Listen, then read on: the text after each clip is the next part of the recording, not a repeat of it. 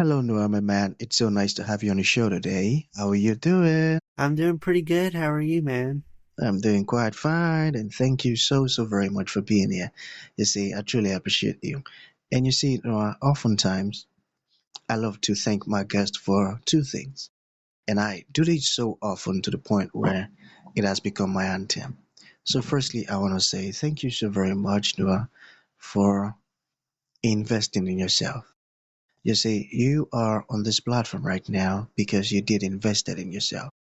And oftentimes, my man, I love to make reference to the amazing mango tree.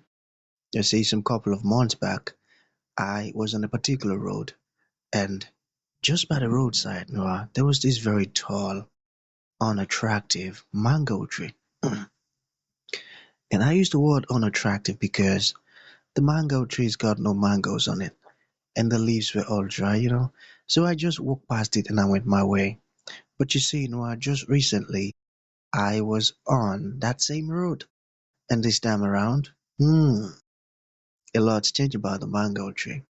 The mango tree caught my attention pretty good from a distance, and immediately I got the urge to move so close to it, of which I did, and it wowed me. Because now the mango tree's got a lot of mangoes on it, beautiful green leaves and healthy branches, and not just mangoes now, no, I'm talking about ripe mangoes. It was such a lovely experience that day. I was so excited. Here is my point. The fact that you dedicated your time, energy, and resources to becoming the amazing Noah that you are today, that alone has made it impossible for me to skip you. And you see, getting to read a little bit about you, the beautiful stuff that you're doing, your philosophies, your insight, how you are offering your solutions. These stuffs are wonderful. So I've got to say thank you so very much for investing in yourself, and secondly, thank you for being here. It is truly amazing and inspiring what you're doing.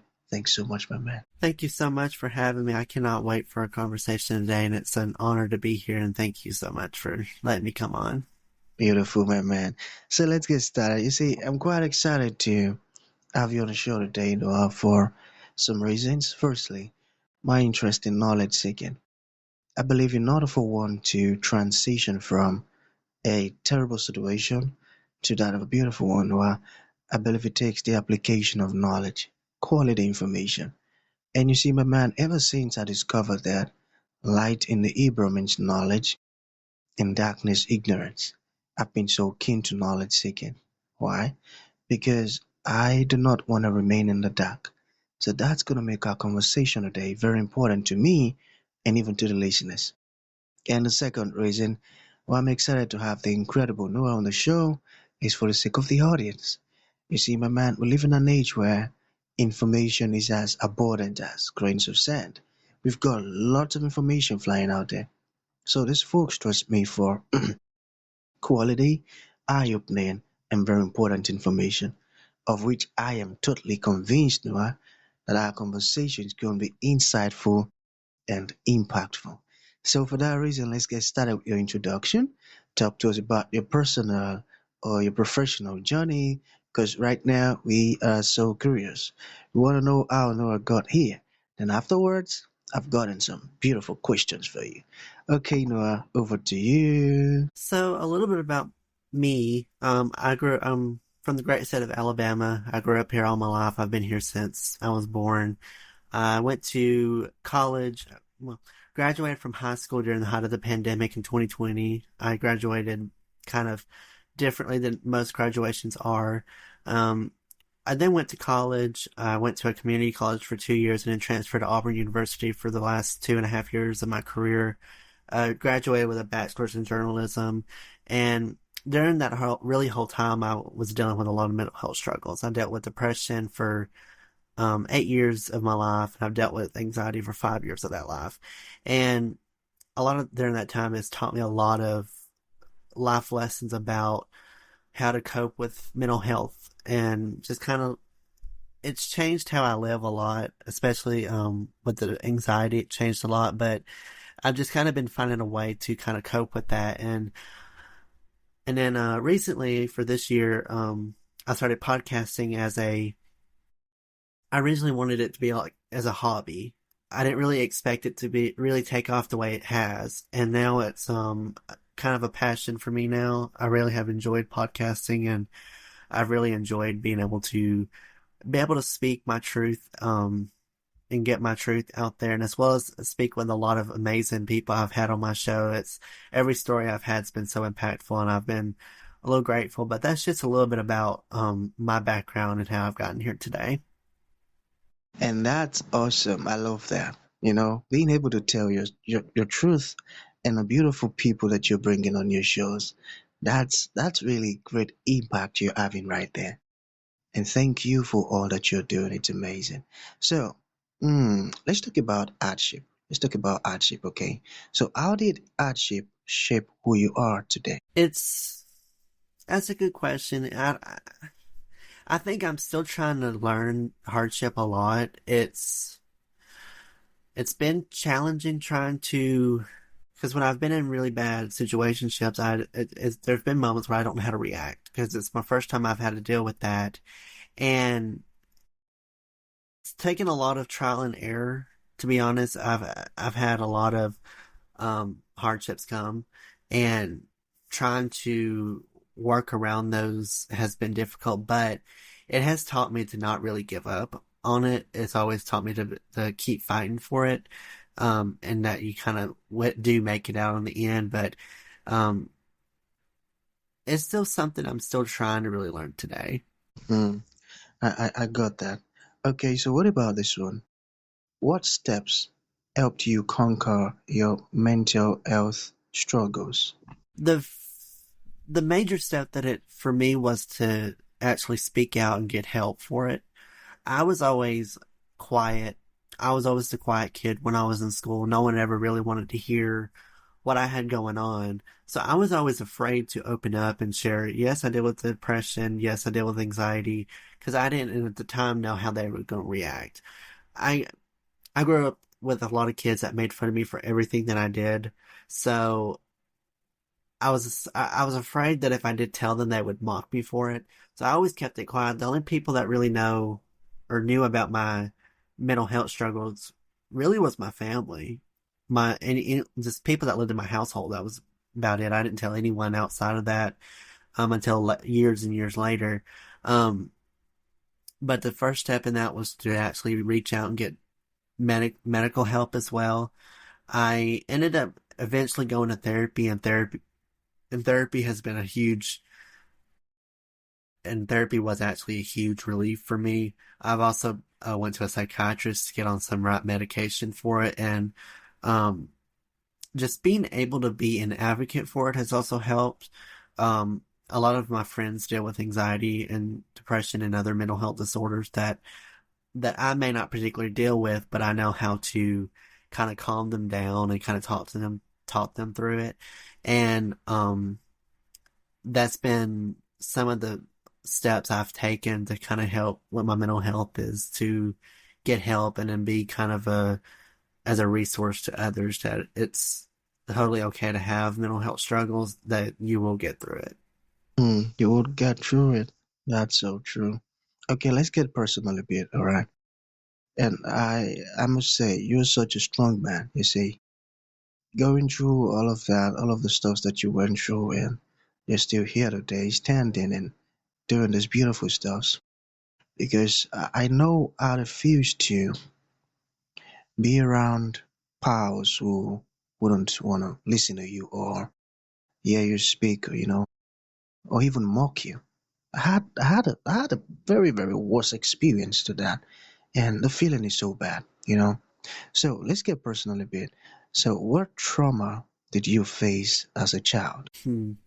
I don't know if this would technically be trauma, but I didn't have a father growing up. Um, my mom was sexually assaulted when when I was conceived, and so I didn't really have a father growing up. It didn't really cause trauma in my household because I did have a good childhood growing up. My mom tried everything that she could to make it kind of a normal life, and she didn't want it to kind of be very much a odd situation. So she didn't really make it to where it was like, oh, evident. So I don't really have trauma from that. The anxiety to me has been the most traumatic because of the experiences I would deal with. Um, when I first got diagnosed with it, it was a complete shock to me. I had not really heard of these symptoms. I used to get very much nausea spells to the point where I would actually vomit a lot, and that was kind of my form of anxiety attacks. That to me has been the most traumatizing because now, ever since then, if I'm just sick regularly, it brings back flashbacks to how I was a few years ago. And especially if it's in the middle of the night, it triggers it really bad. Um, it it left me pretty much a new person. Anxiety, before I got on any medication to begin with, I couldn't do anything. I couldn't leave the house to go somewhere I had been to all my life. I couldn't go 5 minutes down the road to the gas station. I couldn't go to like a grocery store that I had been to since I was a baby because it would just make me so nervous. Going on vacations would, seeing friends that I've grown up with. So it was just anxiety to me just really was traumatic during that time because it was everything that I had normally could do normally, I was scared to do.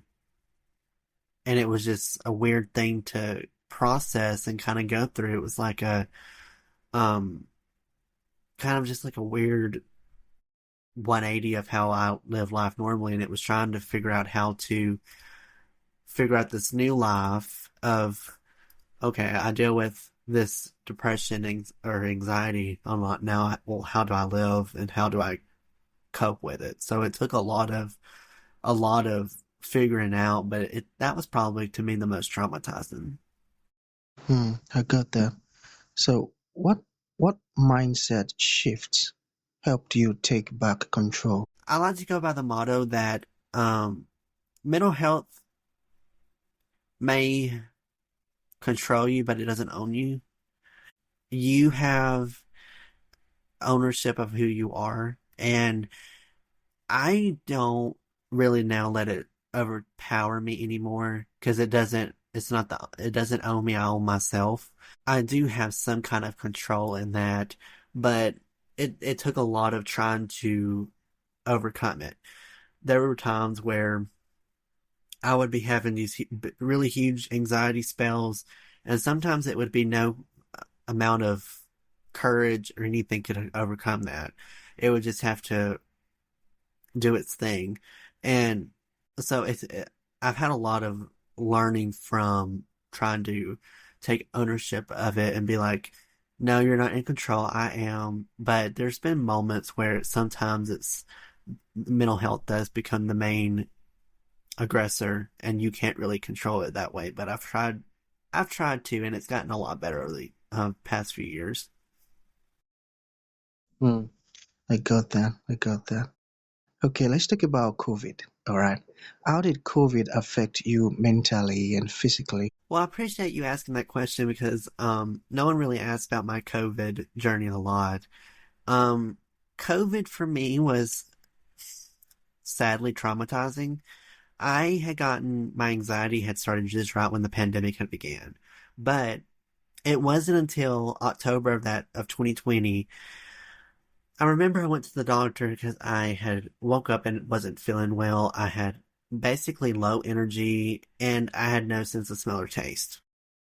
Well, we went to the doctor and he did some blood work on me. He did like a COVID test, but it wasn't the swabs that kind of go all the way into your nose. It was kind of just the outer edge of your nose. They did like a swab there, Mm-mm. and the swab came back negative for COVID. So I ended up not having, so at the time, I didn't think I had COVID. Well, the symptoms I was still having, the medicine that I was put on wasn't helping, nothing was working. So we went back, did blood work. And the blood work unfortunately did show signs that I did have COVID cells in there. However, he said that it looks like it's in the very ending stages of leaving your body, but there were still some COVID cells in your blood. So he had put me, I don't know if there really was any medicine they could put me on at that time because the vaccine was still in the process of trying to get distributed and getting um, government approved. And so there was nothing I could do. I just had it and was really bummed about it. So I had it for 6 months, and it was the most difficult 6 months because I couldn't taste or smell Hmm. anything. Whoa. And my depression spiked up. It wasn't that my Wow. anxiety really spiked. My depression really spiked really severely because it was just a thing where I had that mindset of here are people that go out party. These college kids are going out to parties at bars. They're all close to one another, not wearing any mask, but yet they don't get sick. But yet here I am wearing a mask. I social distance. I don't go anywhere, yet I catch it for 6 months. It felt like a punishment for me for some reason. It was just in that mindset of like, well, why am I being punished for this? I've not done anything. So I was depressed for about half of the time I had COVID because I didn't think my sense for smell or taste would come back. And I sadly was asymptomatic. So it was also trying to hide the fact that I had COVID because I did still go to class, but we only went to class at this point for once a week. And of course, we had a mask, but I never had a fever. So every time I would go to class, my temperature would actually be a normal temperature and I would be able to go in. So also trying to hide the fact that I did secretly have it was also hard. But I had to pretend that I didn't have it because I didn't want to cause panic of being like, oh, I've been around y'all and Hmm. I've had COVID. Even though I've worn a mask, people at that time were still paranoid about, oh, I'm wearing a mask, but I can still catch it. So it was really hard because I couldn't tell anyone except really my closest friends that I had that really I didn't go to school with. That was just friends I met online. That I really couldn't tell anyone except them because I didn't see them, but everyone I hung out with in person never knew. It wasn't until like a few years after I had got it and got over it that I did tell people, oh, by the way, I had it. But I didn't know about it until a month or so in. Yeah, COVID to me was really, if I didn't have COVID, I think my mental health wouldn't have been as bad, but it really got severe and really worrisome once I got it because of just how severe and how impactful the symptoms were on me. Wow. Noah, that must have been so, so tough on you. Wow. Well, still gonna say it again. Thank you so very much for coming out to share your story. And just like you mentioned earlier, saying your truth. And it's so beautiful. I love it. So to bring this to an end, Noah, what advice do you have for, folks who are struggling with mental health and all of those stuffs? What would you like to say to them? The best piece of advice that I've ever received has been don't be afraid to speak up and be able to get help. I I was one of those people that was really against therapy because I always thought that therapy was for people that were crazy or had some kind of really huge mental craziness. And but it's completely false. If you go to a therapy office, you won't see that there's so many normal people in there that you look at them and you would not think that they would have something wrong. So I want you to not really be afraid to speak up. If you're going through something that's really difficult, please do not hesitate to go get help. Please do not hesitate to speak up. And it's cliche, I know everyone says it, but it does get better. It just takes a lot of time and a lot of work. It's something that I've had to work on tremendously of trying to balance the new lifestyle I have. But it gets better and don't be ashamed to have it because it can happen to anyone, even if you prepare the hardest for it. Sometimes it just happens. It just happened with me and I've had to find a way to cope with it and I think I've done pretty well, I guess. But it's completely something that a lot of people go through every day. So don't feel like you're an outcast for it. Just think of it as makes you unique and it makes you something different than everyone else. But I don't see that as a bad thing. Beautiful. And that coming from you alone is very inspiring. that even makes it more profound. So thank you so very much for coming. So for folks who like to reach out to you, Noah, or ask you questions, to start listening to your podcast, or you said something that really resonated and they would love to learn more, how can that be possible? Yeah, so if you would like to follow my podcast, I'm host of Lethal Venom. It's a show where it's a variety show where I talk really about anything I want. It's the most raw you'll see of me. You can catch that wherever you get your podcast from. It's on all the major platforms. You can also follow me on Instagram and TikTok. It's Lethal Venom Podcast on there, and on Facebook and Twitter, it's Noah's Podcast. Feel free to follow those on there if you would like to learn more about the podcast, and yeah, follow the podcast wherever you get your podcast from, and that's kind of the best places to find me. So really do want to say thank you so much for having me on. It's been such a pleasure to be on here and tell my story, and it has been such an honor. So I'm so thankful. Beautiful, Noah, and thank you so very much for coming. And thank you for sharing your story and this profound insight with us. It means a whole lot. Thank you, my man. Thank you.